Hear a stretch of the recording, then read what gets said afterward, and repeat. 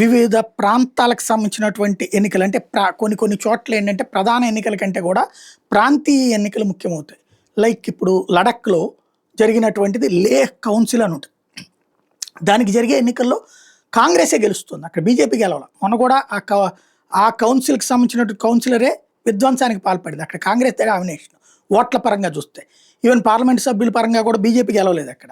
అయినా సరే అక్కడ బీజేపీ సర్వీస్ చేసుకొస్తుంది, డెవలప్మెంట్ చేసుకొచ్చే ప్రయత్నం చేస్తుంది.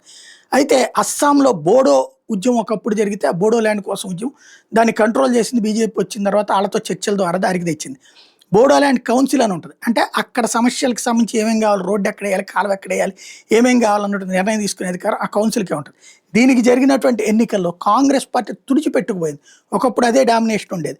ఇప్పుడు ఎన్డీఏ 20 స్థానాలు గెలుచుకుంది. బీపీఎఫ్ ఏదైతే బోడో పీపుల్స్ ఫ్రంట్ ఉందో దానికి 20 స్థానాలు వచ్చినాయి. కాంగ్రెస్ పార్టీ తుడిచిపెట్టుకుపోయింది అక్కడ.